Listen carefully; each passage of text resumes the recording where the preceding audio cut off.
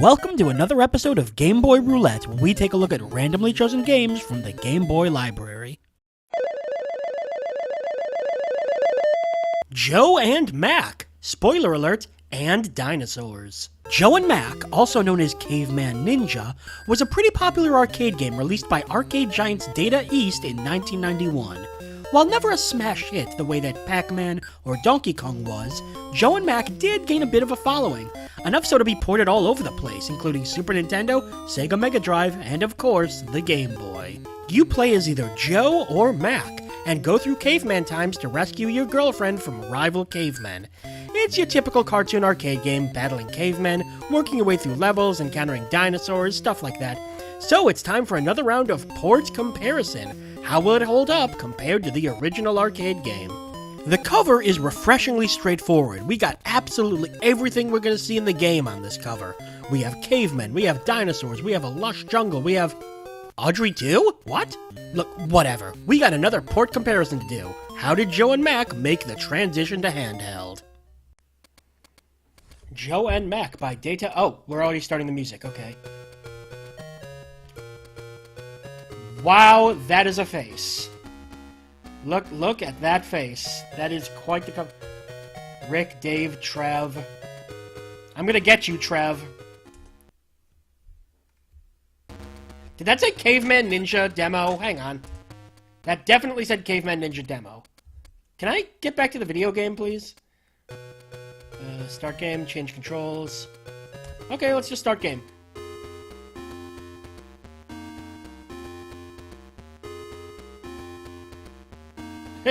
He enters twice. Oh god, I'm stuck in a loop. And put your little hand... Oh god.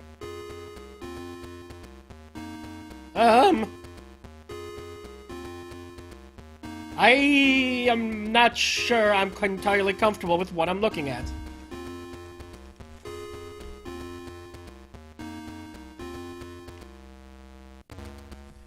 Meanwhile, the game. Ah, yes, the caveman helicopters. So, for those of you who don't know, I mentioned this in the normal intro, but Joe and Mac was an arcade game. And it got ported all sorts of places, and looks like Game Boy was one of them.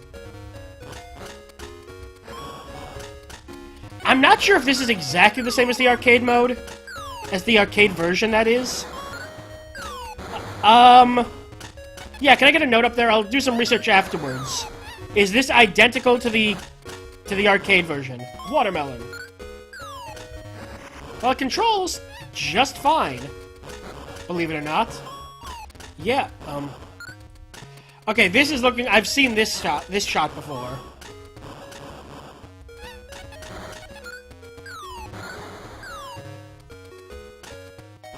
New weapon. I am pretty sure this is a perfect remake of the arcade version. Well, perfect in quotes. Yeah, and then the dinosaur's gonna come. Oh god. Game Boy era roaring. The end. Here we go. Oh, it starts right here. I'm okay with that. Listen to those effects.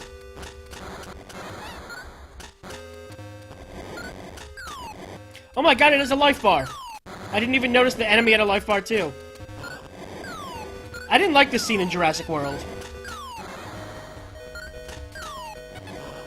Yeesh. This is close. Yeah, no! No, Joe and / or Mac. Not sure which one you are. I will never get tired of hearing that. Okay, I think I got a pattern. I don't have a pattern.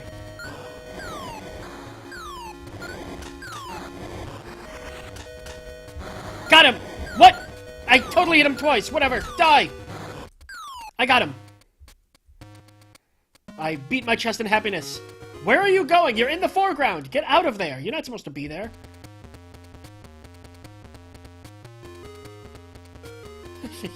Joe or Mac moves on to the next scene. For a Game Boy game? Yeah, it controls just fine. You know, ports to Game Boy are very hit or miss, but I'd say this one's definitely come across more as a hit. Although, again, I do think the levels are just, straight copy-pastes. But I'm okay with that. Hey, it's Audrey too. Oh, and then he died. Rest in peace, Joe and or Mac. Damn it, I didn't beat Trev. Please stop looking at me. Credits? Oh my god, there's credits after you die. There's no continue, is there? There's no continue, is there? Is there like a bonus this way? No. Okay, let's go through one more time. Whoa, careful. You know, arcade-style platformers like this, you gotta be careful with them. Sometimes they can be incredibly unfair because, you know, arcade machines were designed to take your money. Pac-Man never loved you. He just wanted your quarters, is the general nub of my gist here. Did that just say... What does that say when it hits? KP? Cup. It says KUP, I think.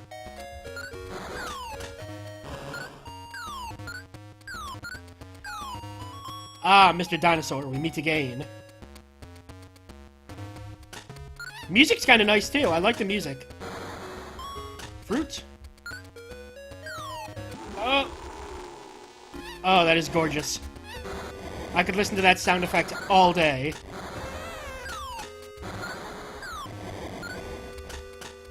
No, I jumped right into it. Everything went wrong. More! Give it to me! I just want that sound effect all day.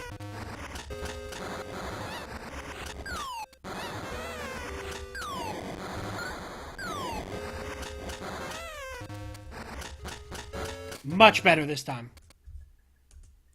Oh, I can't actually skip this. What are you standing on here? Please, I beg of you. You know, getting a whole... I've played a couple arcade games already on Game Boy Roulette, and this is another one of the good ones. And being able to, you know, the idea of getting an arcade game and playing it on Game Boy, even with some pretty, you know... What? Anyway...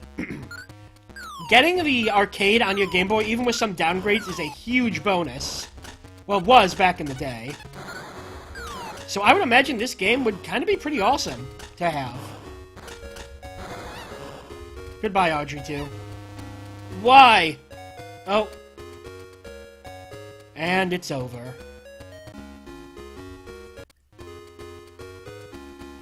Well, that's about it.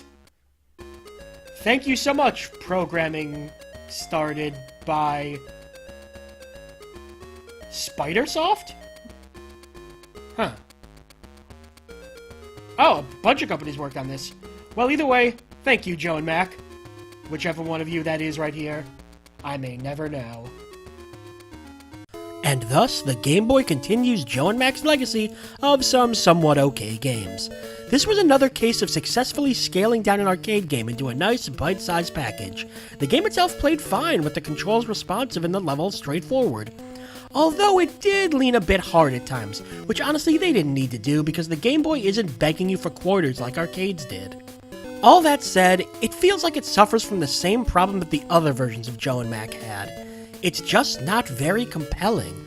You walk to the right and you throw things and you kill enemies, and sure, the graphics are fine and you're in a fun caveman setting, but it just doesn't feel like there's much that makes me want to keep playing. Does it make it a bad game? No, just, well, more of a forgettable one. Still though, the port was competent enough, and if its goal was to bring the Joe and Mac experience to Game Boy, I'd say we can rank this port comparison as a success. Good work, Joe and Mac. Maybe someday I'll learn which one of you is which. And that's all for another episode of Game Boy Roulette. Tune in next time as we continue digging through the Game Boy vault. I'm Brian Shea, and I will see you next time.